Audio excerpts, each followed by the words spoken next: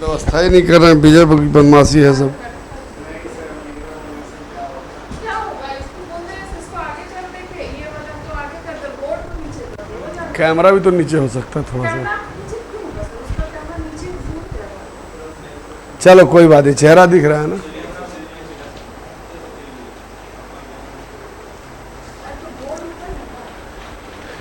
कृपया ज्ञान न दें, यहाँ सभी ज्ञानी हैं। ये बोर्ड देखा था मैं पहली बार वहाँ ऋषिकेश में, गंगा जी किनारे एक धर्मशाला, वहाँ बड़ा सा लिखा था। अब तो हर जगह मिल जाता है कृपया, अब तो उसके ये भी आ गए। देखो नहीं, इतना भी सामने नहीं है, 200-250 किलोमीटर है। हाँ नाइट तो ज़्यादा है, 4-5 घंटे।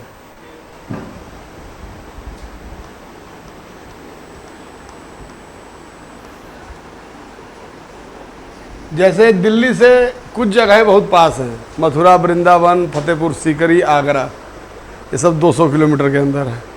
इधर थोड़ा सा बढ़ा दिए गाड़ी का एक्सीलेटर तो जयपुर पहुंच गए आप, गुलाबी नगर 250-300। हाँ और कोई काम थोड़े बेटा, तुम आओगे तुमको घुमाएंगे, अपने दोस्तों को लेके आना, बीवी बच्चों को लेके आना, और कोई काम थोड़े है मेरे पास।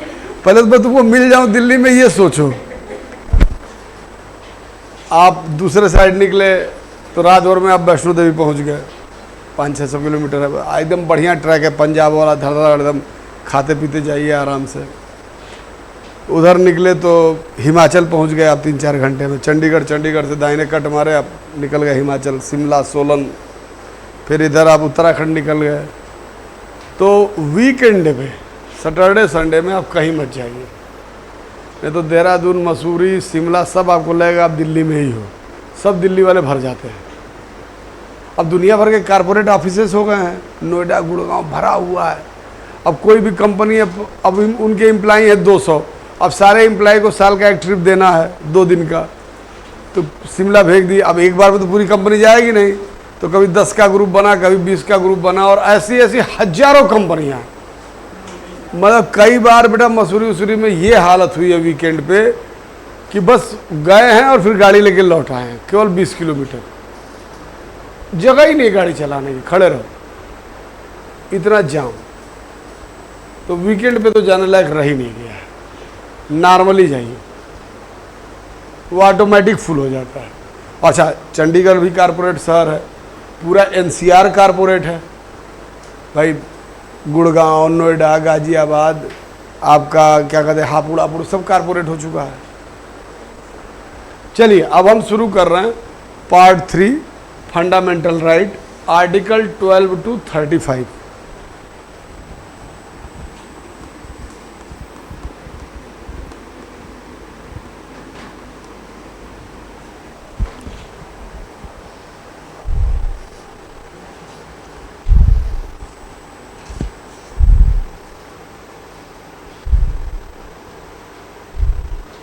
हमें संविधान जो है वो 6 तरह के मौलिक अधिकार देता है।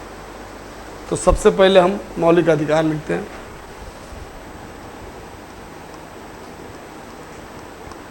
समानता का अधिकार,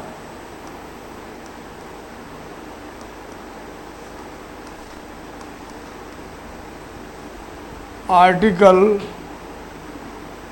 14 to 18, ठीक है। फिर स्वतंत्रता का अधिकार,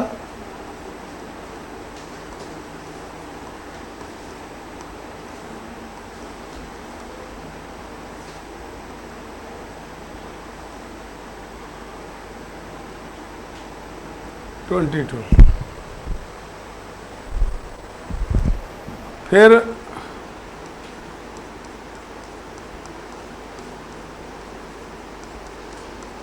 शोषण के विरुद्ध अधिकार,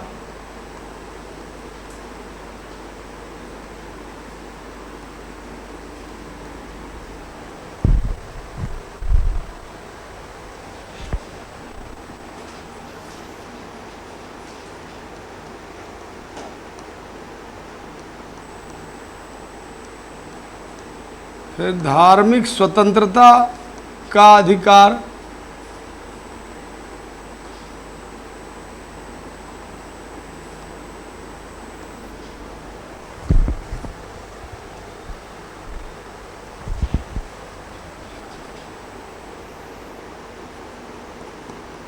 फिर संस्कृति एवं शिक्षा संबंधी अधिकार,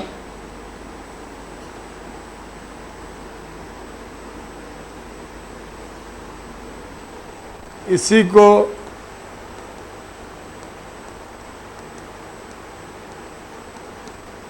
अल्पसंख्यकों के अधिकार भी कहते हैं।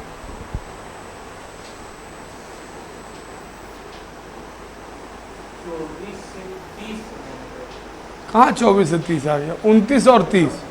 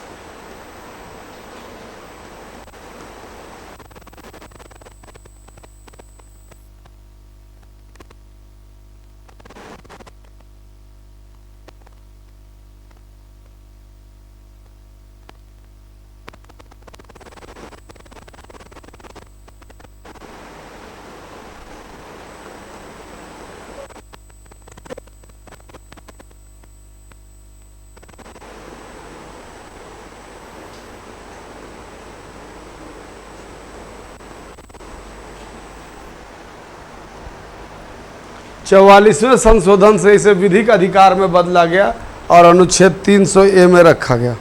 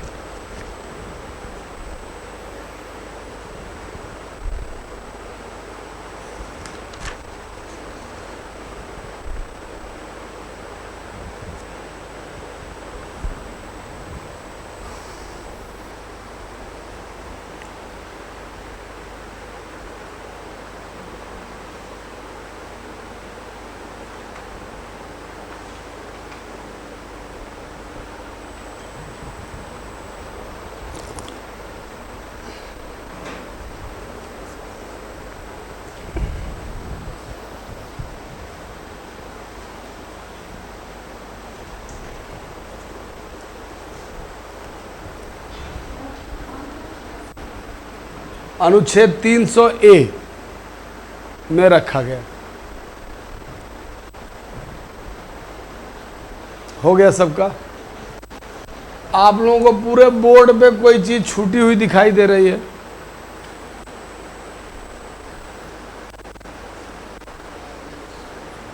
देखिए दिमाग काम कर रहा है कि नहीं आप लोगों का?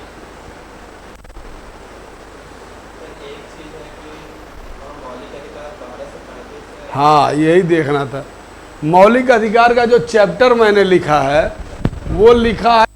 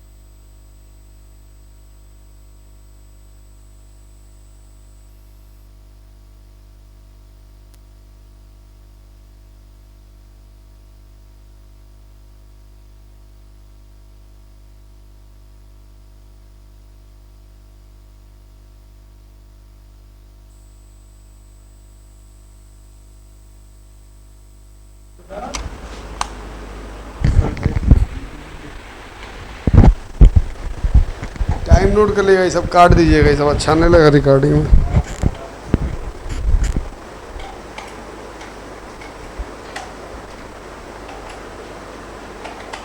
क्या टाइम हो गया? 12। तो 1 घंटे क्लास बची है, 1 बजे तक। हट, टाइम तो है गया। चलिए 8वीं अनुसूची,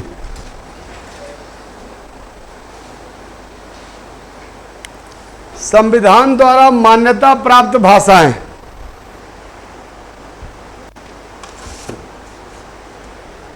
मूल संविधान में कुल 22 भाषाएं थी। मूल संविधान में कुल 14 भाषाएं थी, वर्तमान में 22 भाषाएं हैं।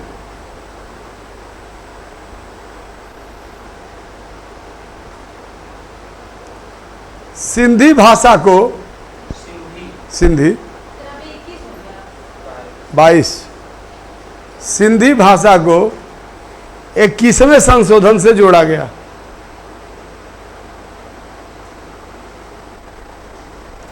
कोंकणी, मणिपुरी और नेपाली को, कोंकणी, मणिपुरी और नेपाली को 71वें संशोधन से जोड़ा गया। और बोडो, डोगरी, मैथिली और संथाली, एक आपकी भी आ गई। सिंधी भाषा को 21वें संशोधन से, कोंकणी, मणिपुरी और नेपाली को 71वें 71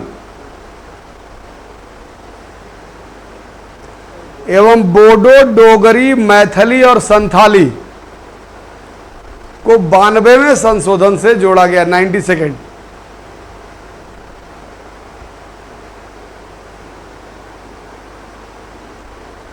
ठीक है। संविधान में मूल रूप से ये 8 अनुसूचियां थी। लिखिए 9वीं अनुसूची जोड़ा गया, बस 9वीं अनुसूची। इस अनुसूची को पहले संशोधन से जोड़ा गया।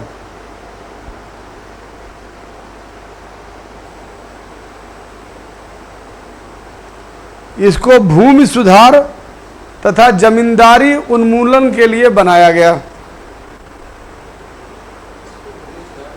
और जमींदारी उन्मूलन के लिए बनाया गया।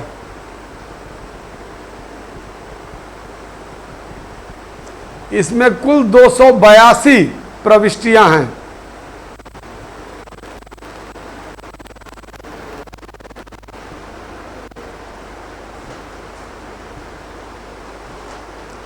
दसवीं अनुसूची,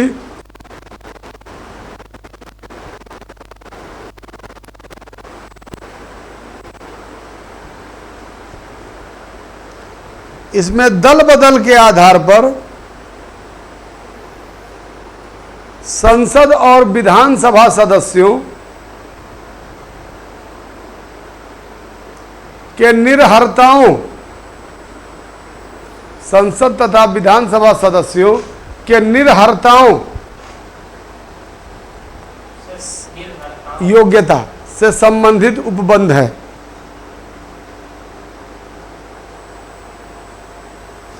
इसे 52वें संविधान संशोधन द्वारा जोड़ा गया। 52वें 52।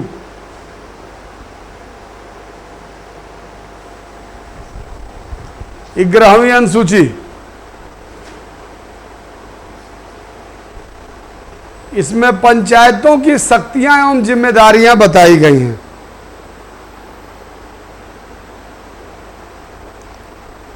कुल 29 विषय हैं।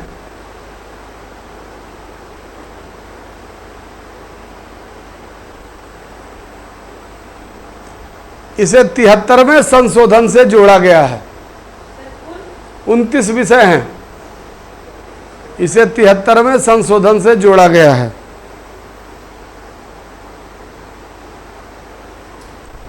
बारहवीं अनुसूची,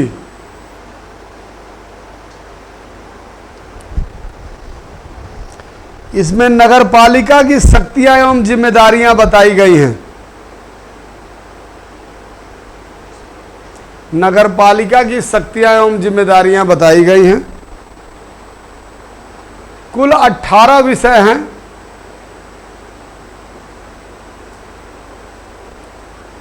कुल 18 विषय हैं।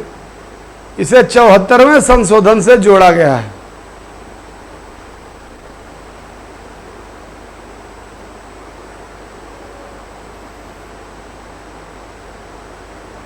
ठीक है।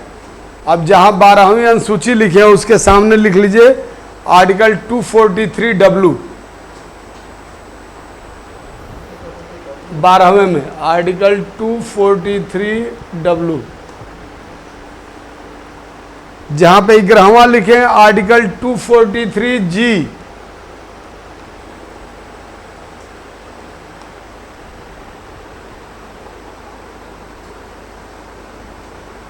जहां पे 10वीं लिखे हैं आर्टिकल 102 क्लॉज 2 और आर्टिकल 191 क्लॉज 2।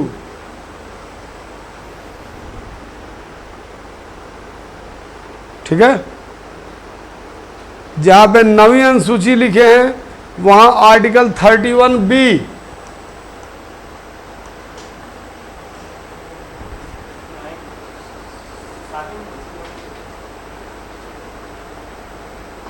जहां 8वीं अनुसूची लिखे हैं आर्टिकल 344 क्लॉज 1 और आर्टिकल 351।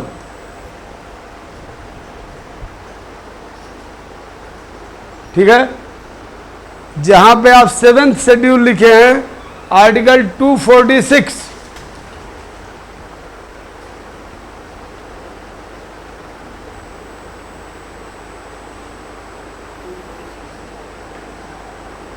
जहां पे 6th शेड्यूल लिखे हैं article 244 clause 2 and article 275 clause 1।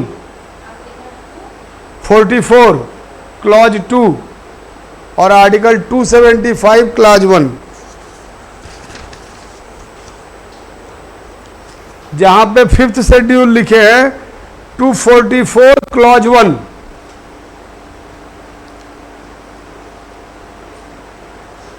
जहां पे 4th शेड्यूल लिखे हैं आर्टिकल 4 क्लॉज 1 और आर्टिकल 80 क्लॉज 2।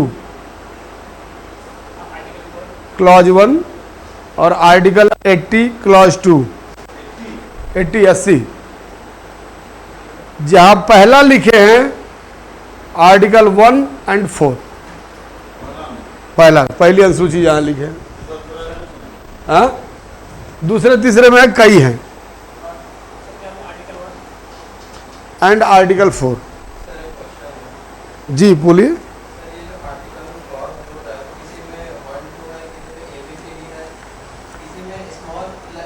ABCD जो है वो तो क्लॉज है। नहीं, 1 2 3 4 जो है वो क्लॉज है। जो ऐसे आएगा आर्टिकल 243A 243B ये सब अलग अलग आर्टिकल है, इंडिपेंडेंट है। जहां क्लॉज में आएगा वहां स्मॉल ए आएगा। जैसे पढ़ेंगे आर्टिकल 19(1)A क्लॉज 1 क्लॉज 2। और जहां कैपिटल में आएगा वहां या तो इंडिपेंडेंट आर्टिकल होगा या इंडिपेंडेंट चैप्टर होगा। ये आपको बस समझ लेना है, ये कोई वेरिएशन नहीं है, लिखने का एक तरीका है। ठीक है। जैसे लिखते हैं ना तो ग्रामेटिकल रूल है कि सेंटेंस शुरू करें तो कैपिटल लेटर शुरू करिए, तो लिखने का एक तरीका और कुछ नहीं। हिंदी में भी तो लिखा गया, आप उसमें बड़ा छोटा कहाँ से लाओगे। इंग्लिश में तो अल्फ़ाबेट में आप कैपिटल और स्मॉल कर लेते हो। अगर आप कैपिटल ए कर दिए और स्मॉल ए, हिंदी में लिखना हो तो क्या लिखोगे? बड़ा क छोटा क।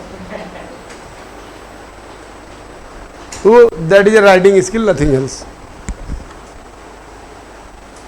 ये छूट गया था इसलिए शेड्यूल बता दिया आप लोग। यहां तक क्लियर है सबको? इसमें कोई समझाना नहीं है, इसको याद कर लीजिएगा। यहां से एक क्वेश्चन फिक्स है। अगर इस पेज को आपने याद कर लिया तो आपको सिर्फ 99 क्वेश्चन की प्रिपरेशन करनी है। एक क्वेश्चन आएगा ही आएगा।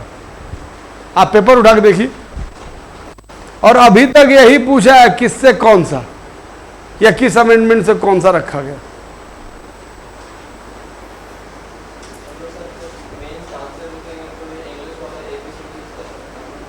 सब कर सकते हैं, एग्जामिनर समझ जाएगा। इतना जितना ज्ञानी आप है उतना ज्ञानी एग्जामिनर है नहीं। आपको बता दिए कि जैसे राइटिंग स्किल, जबरदस्ती क्यों दिमाग लगा रहे हो। अगर 243A लिखोगे, चाहे कैपिटल लिख दिए चाहे स्मॉल लिख दिए, अंतर क्या पढ़ना है उसको पता है कि तुम you are talking about the regarding panchayat. 4A लिखोगे तो उसको पता है you are talking about the fundamental duties. तो रेफरेंस निकल आया ना। अब तुम तो हिंदी मीडियम AB क्यों लिखोगे, तुम क ख लिखो। अगर ज़्यादा डर है तो वैसे आप अल्फ़ाबेट यूज कर सकते हैं, कोई दिक्कत नहीं है। आगे बढ़े। ठीक, आप में से कोई मुझे बताए अधिकार क्या होते हैं। भाई सबसे पहले आएगा अधिकार,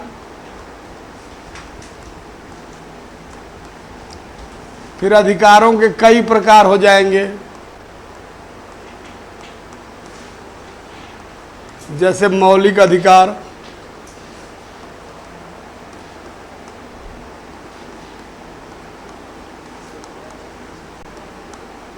विधिक अधिकार,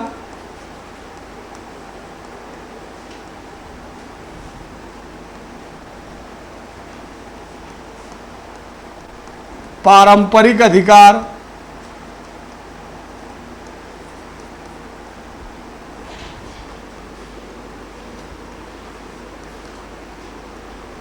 अन्य अधिकार,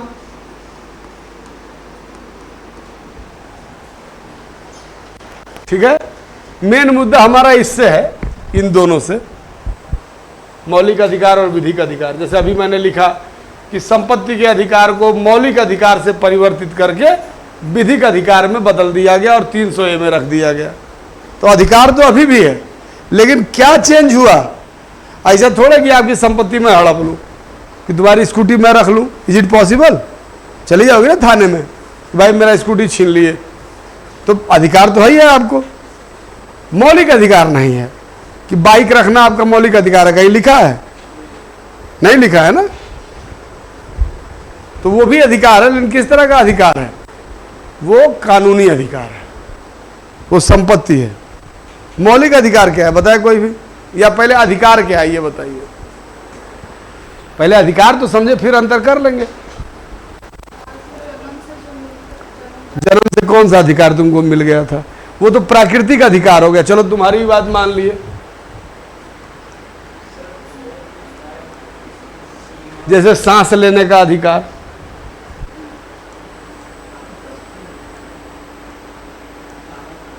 खाना खाने का अधिकार, सोने का अधिकार, ये सब प्राकृतिक अधिकार है। तो जन्म से तो आप ये लेके पैदा हुए थे, मौलिक अधिकार थोड़े पैदा हुए थे लेके। अधिकार बताओ मुझे क्या है?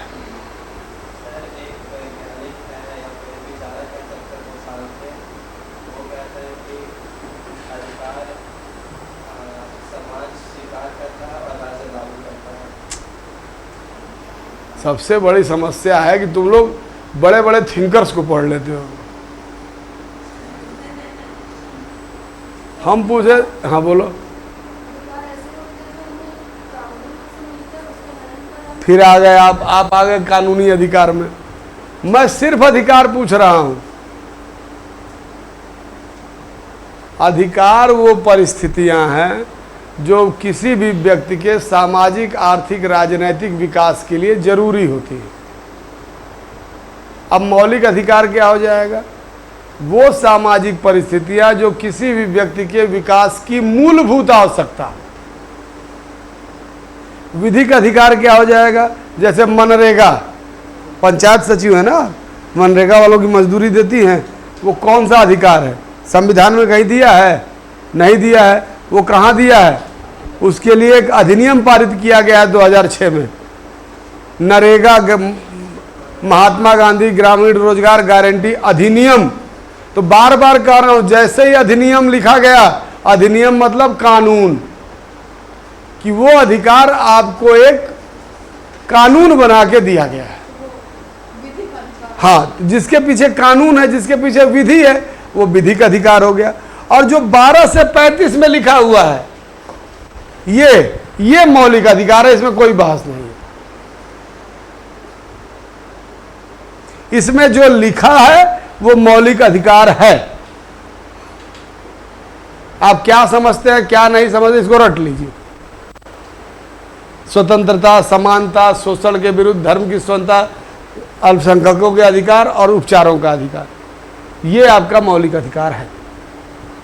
बाकी जिसके पीछे कानून बना के दिया जाए वो आपका विधिक अधिकार हो गया। जैसे संपत्ति का अधिकार, जीवन यापन का अधिकार, जीवन यापन के लिए तो मनरेगा दिया गया है। मिड डे मील, बच्चों को जो स्कूल में खाना दिया जा रहा है, समानता का अधिकार लाया जा रहा है, लेकिन उसके पीछे एक कानून है। नहीं समझ में आ रहा है।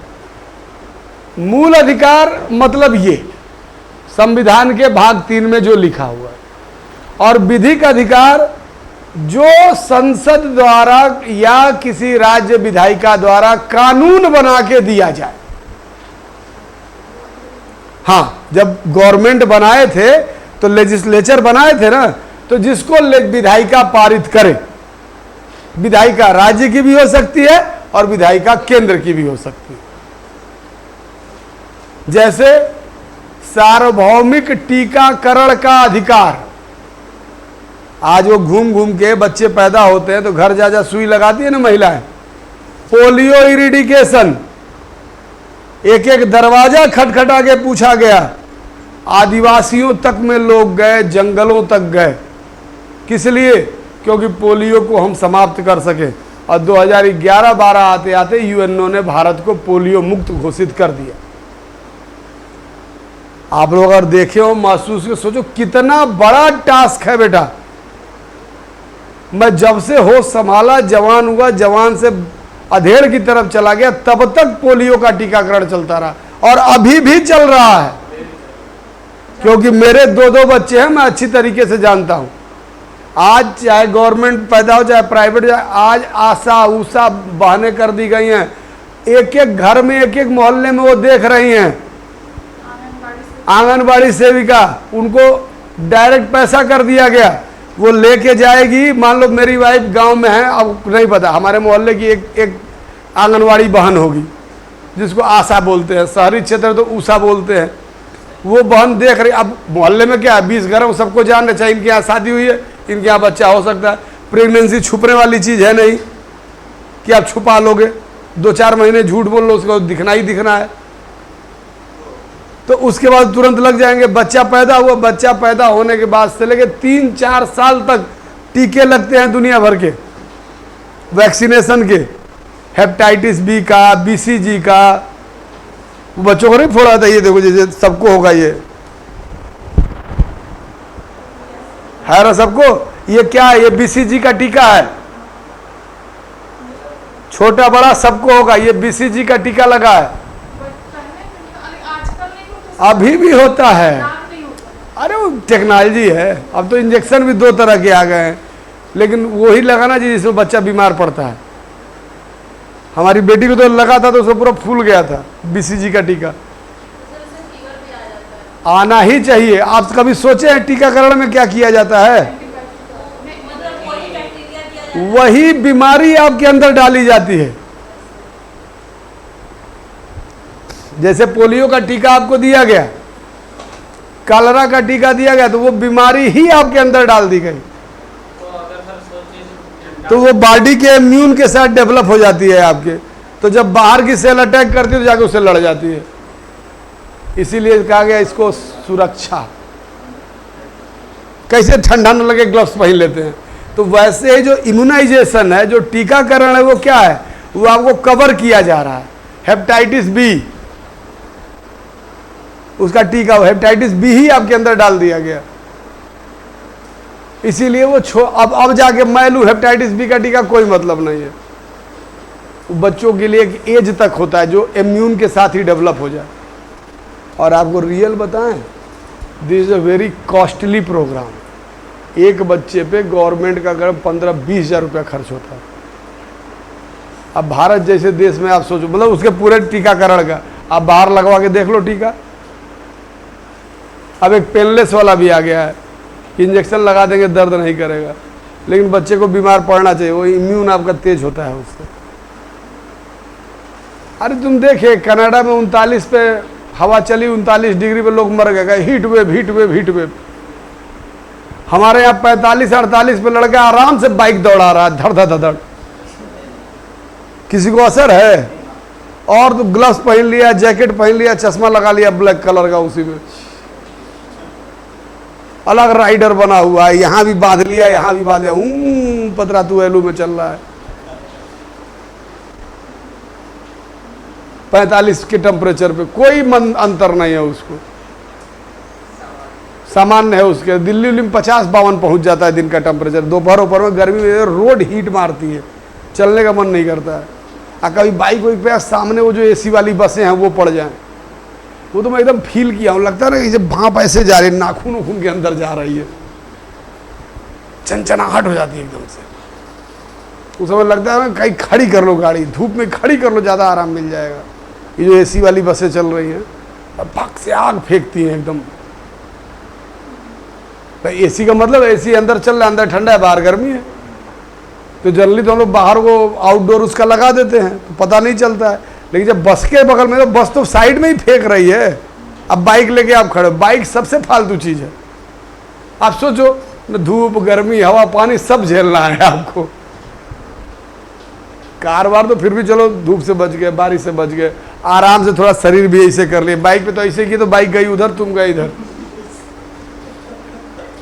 कार पे फिर भी धक्का लग गया तो बचने का चांस है, बाइक पे तो गिरोगे ही गिरोगे। बाइक साइकिल ही है ना, बस पेट्रोल डाल लिया और क्या है। कोई अरे मतलब यहाँ तो दिल्ली में जो रोडें इतनी चौड़ी हैं बेटा, रिंग रोड वगैरह, पार करने में डर लगता है, नहीं पार कर पाओगे। गुड़गांव एंट्री का हाईवे अगर मैं रोड क्रॉस किया, 1 घंटा लगा था मुझे, और अंदर से धड़धड़ा गया था एकदम। एक बार बाइक से जा रहा था, पेट्रोल नहीं खत्म, प्लग शॉर्ट कर गया रिंग रोड पे। उस रिंग रोड पे मैं डेली चलता हूं, प्लग शॉर्ट कर गया। और जैसे मान लो कि अब उस किनारे जाना है और इस किनारे बाइक लगी है, लिटरली बता रहा हूँ 15 मिनट तक हिम्मत ही नहीं कर रही थी, जूं कोई ब्रेक मारने को तैयार नहीं। मैं गाड़ी ऐसे करता था, फिर तो कोई पीछे से आ रहा, फिर ऐसे कर लेता था। 15 मिनट ऐसे, अंत में ना जैसे हिम्मत किया, हम जिसको चढ़ाना होगा चढ़ा देगा, मैं बाइक लेके उस साइड जा रहा हूँ। 8 लेन की रोड बनी हुई है, एक लेन अगर 10 फीट हो तो 80 फीट क्रॉस करके जाना है आपको, 80 फीट इधर 80 फीट इधर, और ऊपर से 60 फीट की ब्रिज टंगी हुई है। तो प्रैक्टिकली कितने लेन चल रहे हैं? 4 नीचे 3 ऊपर, 7 लेन चल रहे हैं। मतलब अगर आपको 7 गाड़ी दी तो 7 नहीं है, 490 गाड़ी है, 7 7 49। ये है, मतलब हिम्मत डोल जाती है रोड क्रॉस करने में, इतना ट्रैफिक है। इसको जो आप लोग ट्रैफिक बोलते हो, जैसे यहाँ मैं देखा गया सर बड़ा ट्रैफिक है, अब इस जगह कोकर जाने में बड़ा, हमको मन में मैं सोचता हूँ बेटा एक बार दिल्ली ट्रैफिक में खड़ी हो गई ना, तब समझ आएगा कि ट्रैफिक होता क्या है।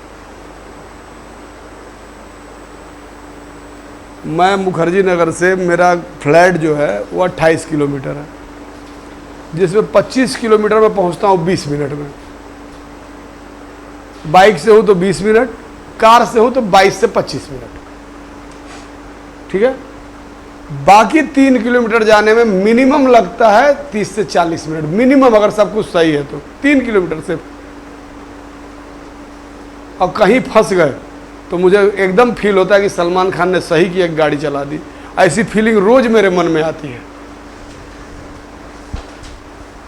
दवाई दूं 1-2 को। 3 किलोमीटर का बिल्कुल मार्केट का पैच है, ये जैसे आपका लालपुर का पैच है, इंच भर ऐसे ऐसे ही जाना है। उतने के लिए मैं 70% टाइम मेट्रो यूज करता हूँ। मेट्रो से मुझे डॉट 50 मिनट लगते आराम से एसी में बैठो, जाओ उतर जाओ। नहीं बैठने को मिला खड़े हो जाओ। और वो 3 किलोमीटर बेटा ऐसा ऐसा रूल आया है कि कई बार घर में झगड़े का कारण बन गया है। 3 किलोमीटर क्या बोलोगे, बस बेटा 10 मिनट में पहुंच गया। मेरे बच्चे छोटे हैं, वो 10 मिनट में 7वें मिनट में पापा कहाँ पहुंचे, प्रोग्राम बना हुआ बाहर जाने का खाने का, पापा पहुंचे ही 11 साढ़े 11 बजे। अब पापा जब पहुंचे तो पापा की ये हालात है कि पापा की इच्छा नहीं कि कोई बोल दे पापा से। 2.5-3 घंटा तुम ट्रैफिक में से निकले हो, चिड़चिड़ाया था, मर हत्या कर दे किसी की। सही में रियल में मन करता है चढ़ा दूं। वो तो गनीमत है मेरे पास डिफेंडर उफेंडर नहीं है। स्कॉर्पियो वगैरह भी नहीं, बड़ी गाड़ी थोड़ा बेअंदाजी वाला चढ़ाई दूं एक आध ले। अरे मैं 10 मिनट से खड़ा हूं, 1 मीटर बढ़ने का जगह मिला तो एक बाइक वाला का जू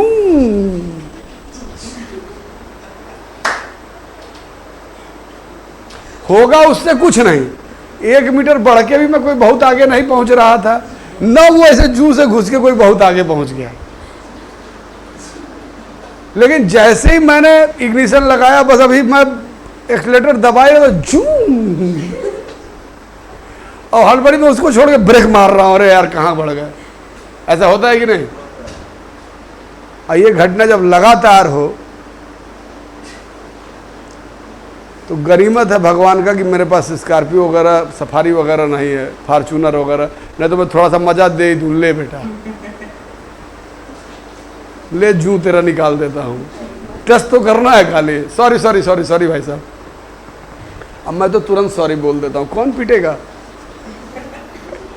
हाँ भाई, कोई वालों क्या भरोसा, तो थप्पड़ लगा ही दे आगे। और दिल्ली में वैसे ही 70% आदमी तो वैसे गुस्से में घूम रहा है, और रात में तो एकदम 8 बजे के बाद तो एकदम अतुल्ला जी है, क्योंकि 50% दिल्ली गाड़ी में ही अजीब कल्चर है, पैक लगाए रहती है। बेवकूफ़ी अगर आप उलझ रहे हैं तो किसी से 8 बजे के बाद नहीं जाना होता। मत उलझिए, लोग पिए हुए हैं, उसको भी घर जाने की तेजी लगी। कोई बुरा आदमी नहीं है, वो भी भाग रहा है। हाँ वो भी भाग रहा है। बहुत टफ लाइफ है ना बेटा। 9 बजे ऑफिस है, 7 बजे घर से निकला है। वो जो 7 बजे घर से निकला वो 6 बजे उठे होगा मिनिमम। रात का 10 बजने जा रहा है, वो भी भाग रहा है पहुंचने के लिए। ट्रैफिक बहुत टाइम लेता है वहां पर। बहुत ईजी है बेटा, बहुत ईजी है, बहुत अच्छा है। सेकेंड टायर सिटी हमेशा, जैसे रांची हो गया, लखनऊ हो गया, इलाहाबाद हो गया, पटना हो गया, ऐसे शहर हमेशा रहने के लिए अच्छे होते हैं। बड़े कारपोरेट शहर रहने के लिए नहीं होते, उतना नहीं है।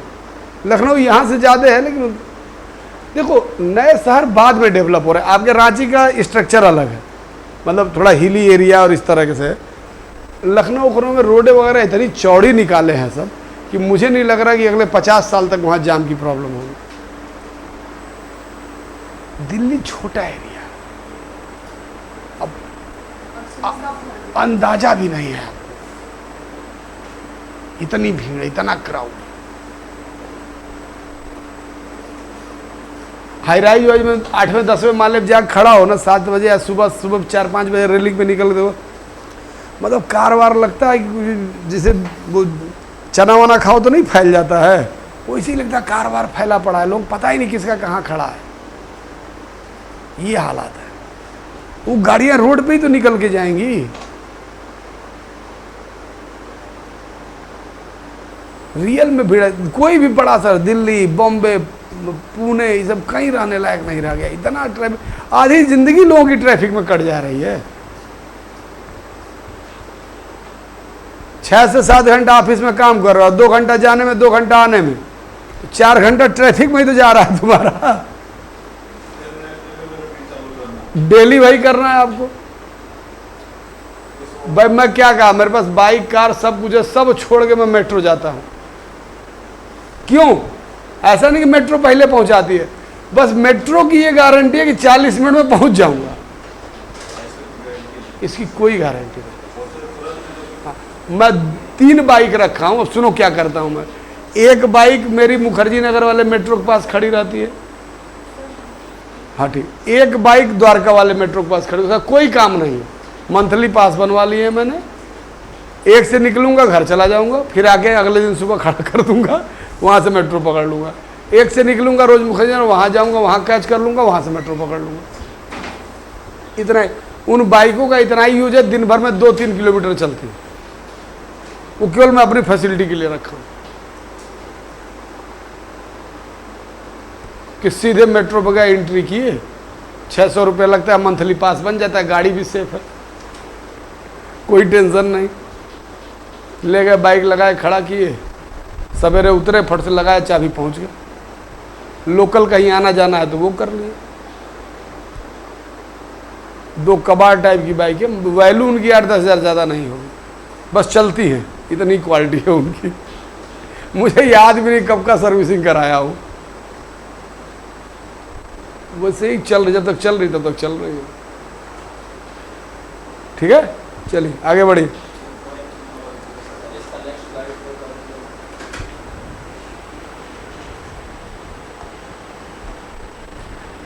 अब लिखिए,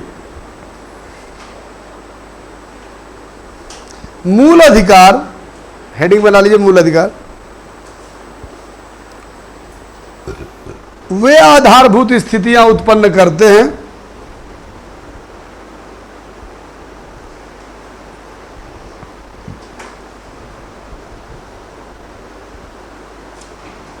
जो व्यक्ति के पूर्ण मानसिक, भौतिक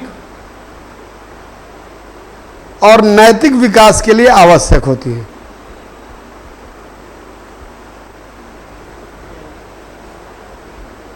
सामान्यतः मौलिक अधिकार देश के संविधान द्वारा प्रदत्त होते हैं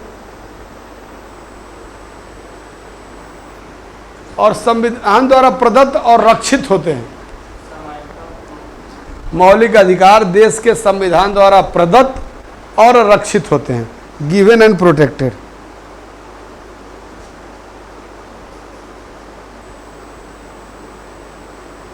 मूल अधिकार कार्यपालिका और विधान मंडलों की शक्ति को नियंत्रित करते हैं, कार्यपालिका और विधान मंडलों की शक्ति पर अंकुश लगाते हैं।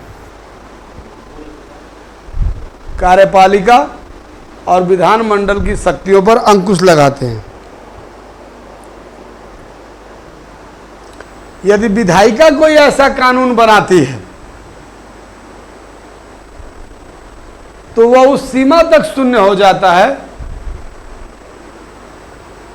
जिस सीमा तक मौलिक अधिकारों का उल्लंघन करती है।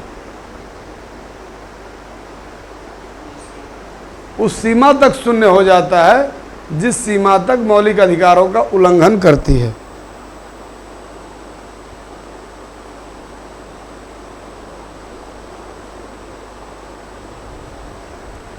यदि मूल अधिकारों में किसी परिवर्तन की जरूरत पड़ गई तो संविधान संशोधन ही एकमात्र रास्ता है। में परिवर्तन की जरूरत पड़ गई, यदि मूल अधिकार, एफआर लिख दिया करो ना मूल अधिकार की जगह। यदि मूल अधिकारों में किसी परिवर्तन की जरूरत पड़ गई तो संविधान संशोधन ही एकमात्र माध्यम है।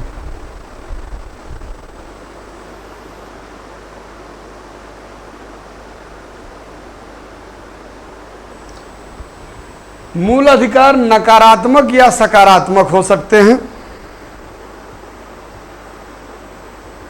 और इनका स्वरूप प्राकृतिक एवं कानूनी अधिकारों के समान हो सकता है।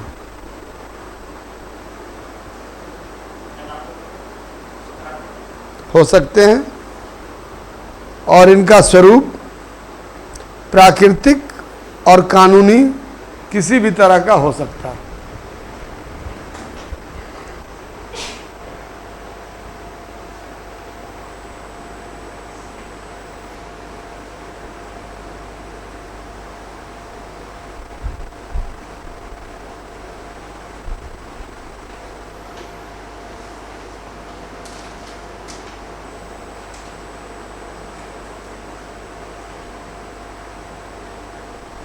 भारत में मूल अधिकारों की आवश्यकता।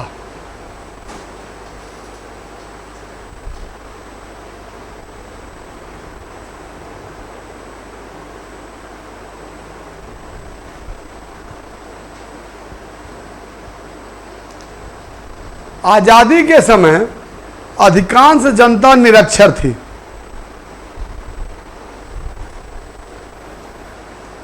जो अपने राजनीतिक हितों अधिकांश जनता निरक्षर थी जो अपने राजनीतिक हितों और अधिकारों को नहीं समझती थी।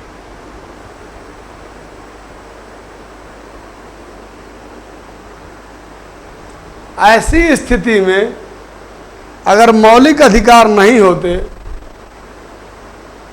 तो राज्य इनका हनन कर सकता था। अधिकार नहीं होते तो राज्य द्वारा शक्तियों का दुरुपयोग हो सकता था।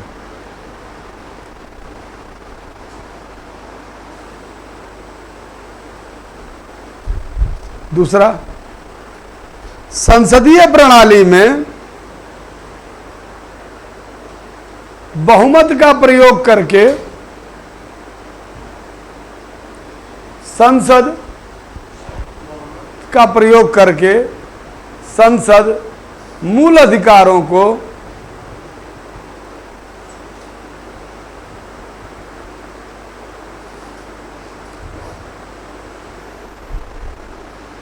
दबाने की कोशिश कर सकती है।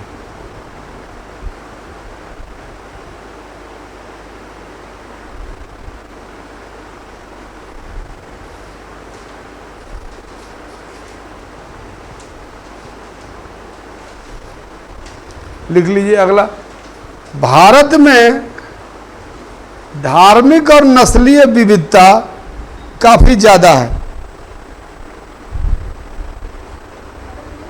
धार्मिक तथा नस्लीय विविधता काफी ज्यादा है।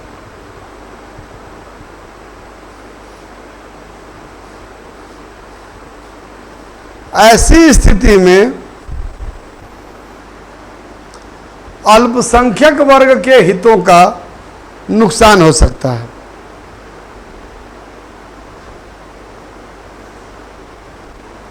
इसलिए इन्हें सुरक्षित करने के लिए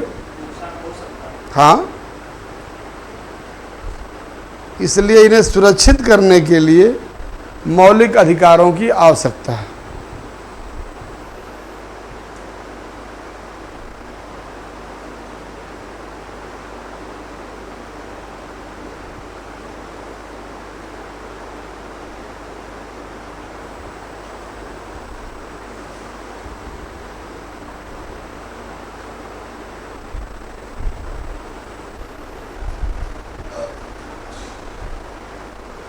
मौलिक अधिकारों से यह भी स्पष्ट होता है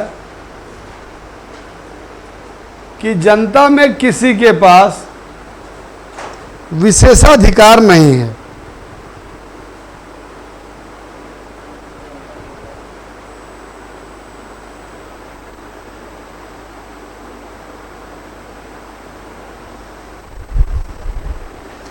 जनता में किसी के पास विशेषाधिकार नहीं है।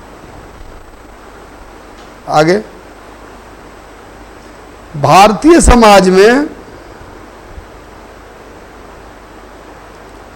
दलित, आदिवासियों तथा स्त्रियों सहित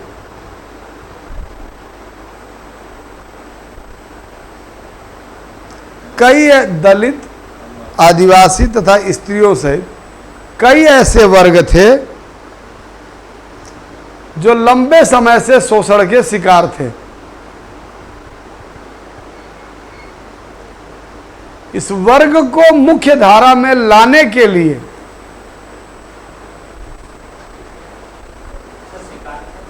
इस वर्ग को मुख्य धारा में लाने के लिए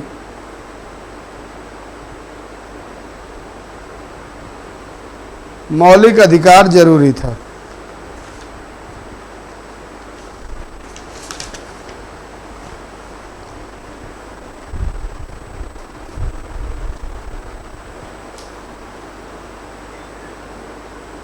नोट करके लिखिए।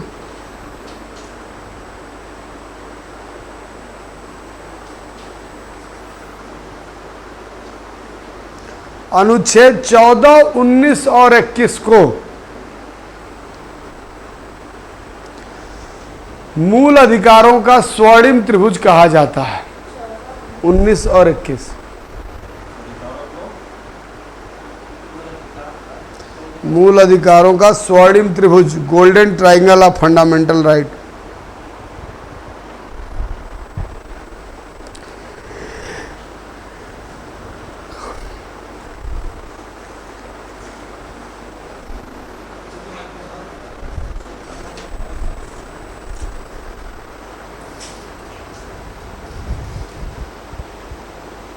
क्लास नहीं है तुम लोगों की?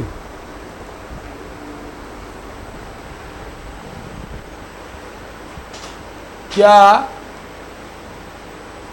मूल अधिकार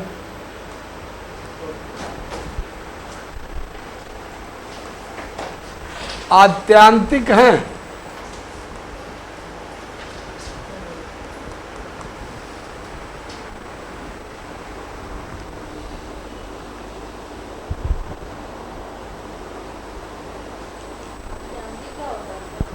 एब्सोल्यूट।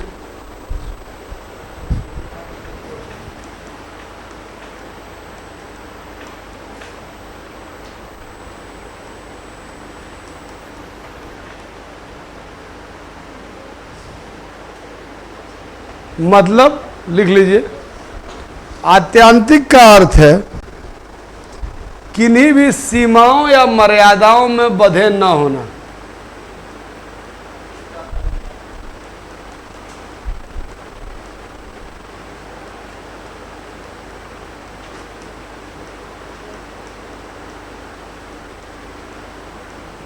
सीमाओं एवं मर्यादाओं से मुक्त।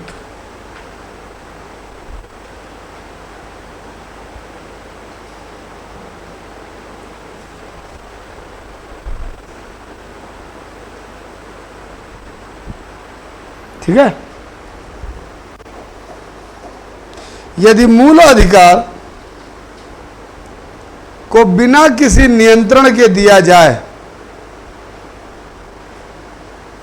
तो उन्हें आत्यांतिक कहा जा सकता है। नियंत्रण के दिया जाए तो उन्हें आत्यांतिक कहा जा सकता है। अमेरिका के संविधान में मूल अधिकार आत्यांतिक थे।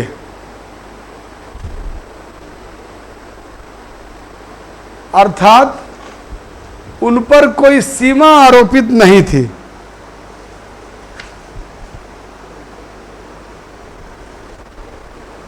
किंतु धीरे धीरे आरोपित नहीं थी, किंतु धीरे धीरे राज्य ने महसूस किया कि सीमा रहित मूल अधिकार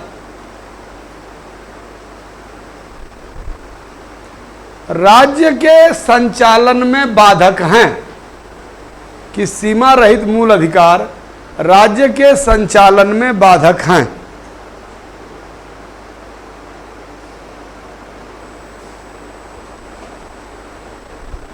चूंकि अमेरिका में संविधान संशोधन की प्रक्रिया, अमेरिका में संविधान संशोधन की प्रक्रिया अत्यंत जटिल है।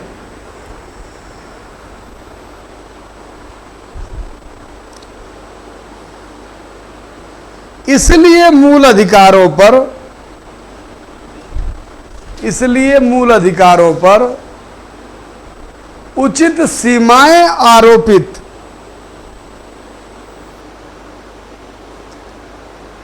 करने की जिम्मेदारी अमेरिकी सर्वोच्च न्यायालय को उठानी पड़ी।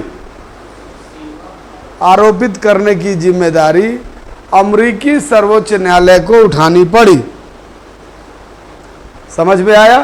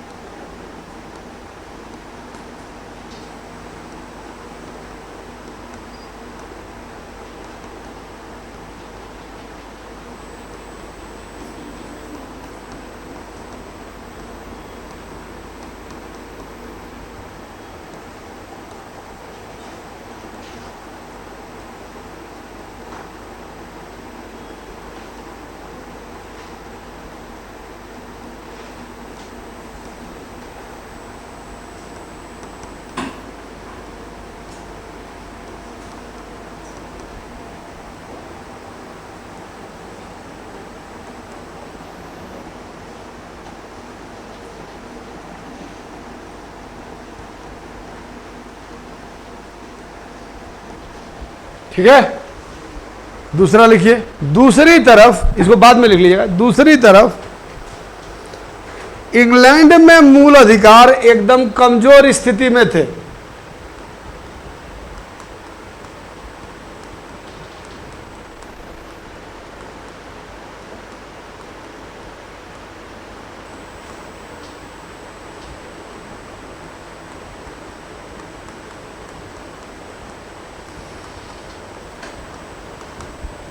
इंग्लैंड में मूल अधिकार एकदम कमजोर स्थिति में थे।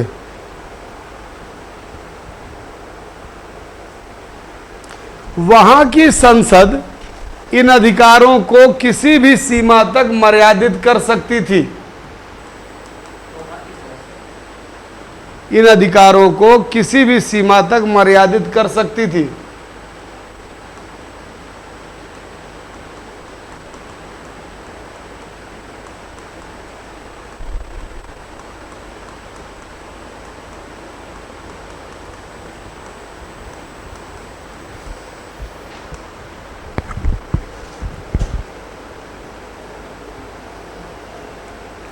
चूंकि इंग्लैंड में लिखित संविधान नहीं है,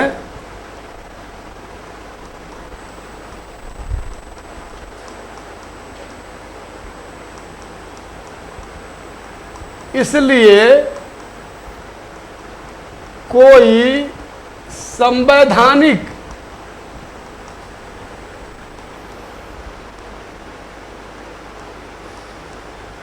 सुरक्षा भी नहीं है।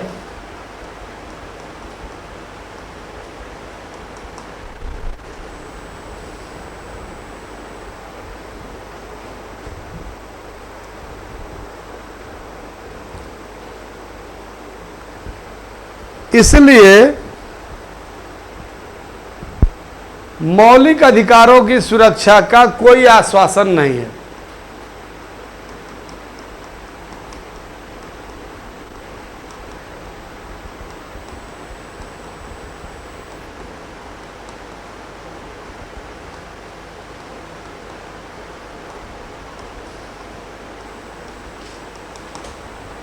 अब देख लिए, एक मॉडल में क्या है, आत्यांतिक है, मतलब कोई रोक नहीं है, और दूसरे मॉडल में कोई सुरक्षा नहीं है। दोनों विपरीत है ना।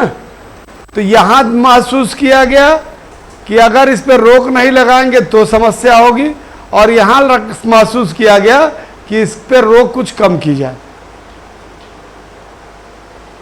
तो यहां संशोधन की प्रक्रिया जटिल है, इसलिए काम कौन किया?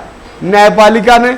और पीछे आपको बताया भी था कि अमेरिका में क्या है? न्यायिक सर्वोच्चता है, और ब्रिटेन में क्या है? संसदीय संप्रभुता है। क्लियर हुआ? अब ये दोनों एक्सपीरियंस हमारे पास था। अब लिखिए भारत का संविधान। लिखिए भारतीय संविधान निर्माताओं को, हाँ उसी में पैराग्राफ चेंज, भारतीय संविधान निर्माताओं को अमेरिकी अनुभव से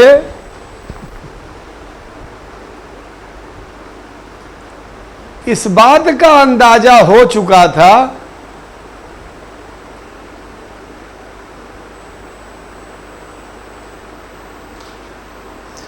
कि यदि मूल अधिकार आत्यांतिक होंगे, कि यदि मूल अधिकार आत्यांतिक होंगे तो व्यक्तियों द्वारा स्वतंत्रता की असीमित मांग अराजकता उत्पन्न कर देगी। तो व्यक्तियों द्वारा स्वतंत्रता की असीमित मांग अराजकता उत्पन्न कर देगी। ठीक है। दूसरी तरफ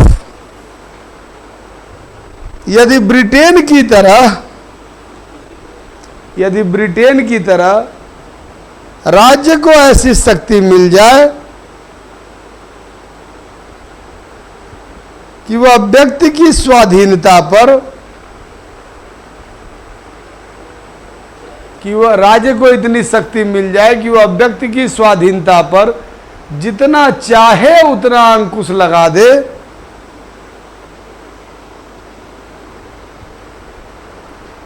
तो व्यक्ति का गरिमापूर्ण जीवन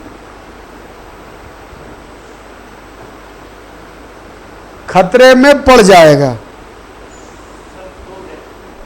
गरिमापूर्ण जीवन खतरे में पड़ जाएगा।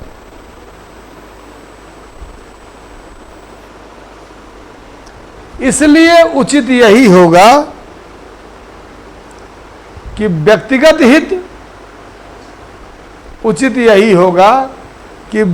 हित और सामाजिक हित में सामंजस्य स्थापित किया जाए।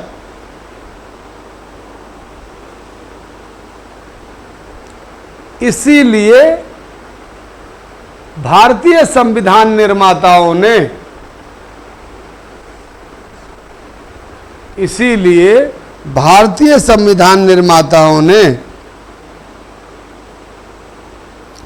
मूल अधिकारों के साथ साथ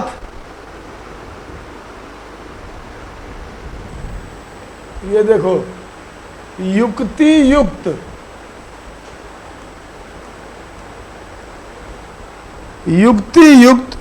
निर्बंधन भी स्पष्ट किए, मतलब इस पर रोक भी लगाए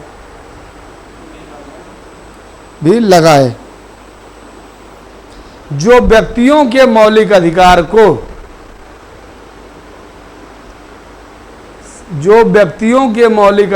को सीमित करते हैं।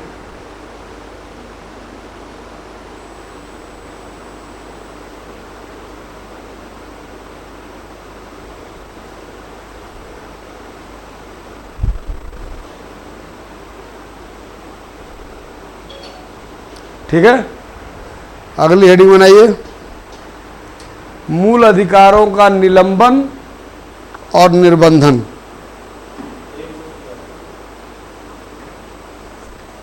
कोई बात नहीं, लिखिए का निलंबन और निर्बंधन।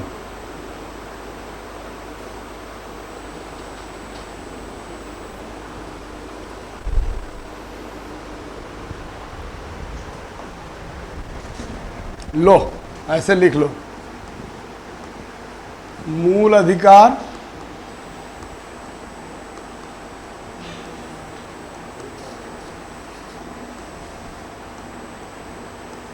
निलंबन और निर्बंधन।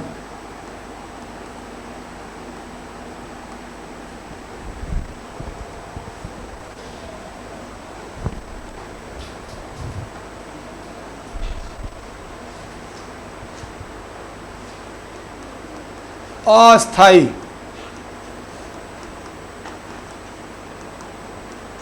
देखिए विशेष स्थितियों में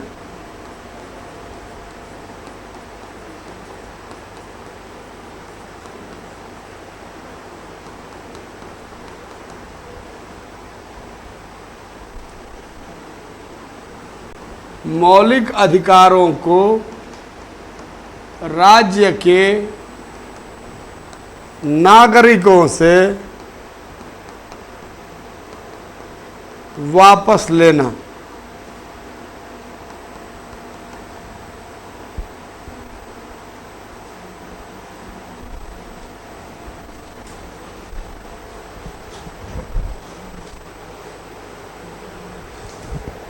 निर्बंधन, राज्य के पास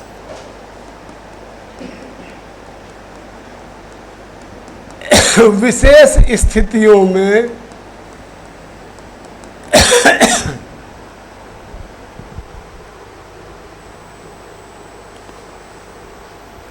मूल अधिकारों को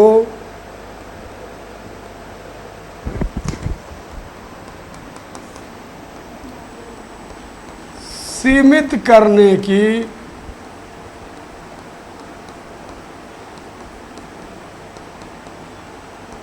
शक्ति।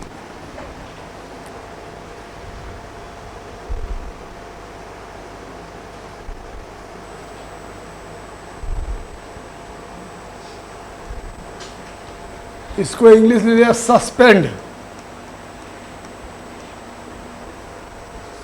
और इसको रेस्ट्रिक्ट।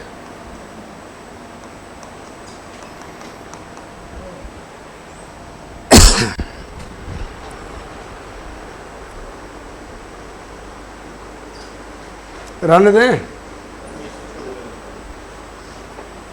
चलो ऐसा मुंह गिरा के बैठ जाओगे तुम लोग।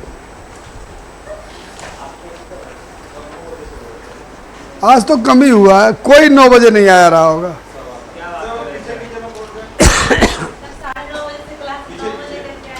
हाँ, अब तुम 8 ही बजे आके बैठे तो हम क्या कर सकते हैं।